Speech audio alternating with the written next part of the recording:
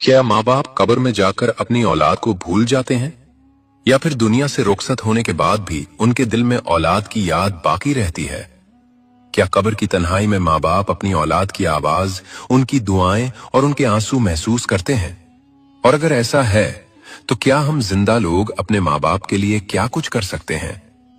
इस्लामी तालीमात हमें यह हकीकत समझाती हैं कि मौत दुनियावी रिश्तों को जुदा तो कर देती है, मगर मोहब्बत को खत्म नहीं कर सकती।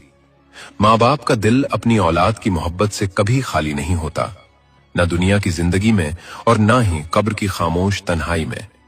फर्क सिर्फ इतना होता है कि वहां जबान खामोश हो जाती है, मगर एहसास जिंदा रहता है। नबी करीम सल्लल्लाहु अलैहि वसल्लम की हदीस मुबारका हमें बताती है कि जब इंसान इस दुनिया से रुखसत हो जाता है तो उसके आमाल का सिलसिला रुक जाता है, मगर 3 चीजें ऐसी हैं जो कब्र में भी उसके लिए रोशनी बनकर पहुंचती हैं: सदका जारिया, नफा देने वाला इल्म और नेक औलाद की दुआ। यह हदीस इस बात की गवाही है कि औलाद की दुआ कब्र की दीवारों को भी उबूर कर लेती है,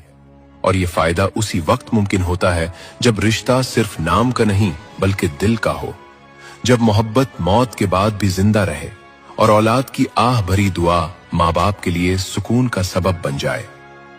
नाजरीन, मौत कोई अंजाम नहीं बल्कि एक नई जिंदगी की शुरुआत है, एक ऐसा सफर जिसका आगाज खामोशी से होता है मगर अंजाम हमेशा के लिए होता है।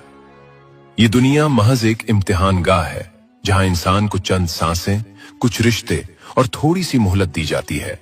और मौत उस इम्तिहान का दरवाजा है जिसके पार असल नतीजा हमारा इंतजार कर रहा होता है। जब ये दरवाजा खुलता है तो न दौलत साथ जाती है, न ओहदे की चमक काम आती है, न रिश्तों की पहचान बाकी रहती है। वहां सिर्फ आमाल बोलते हैं,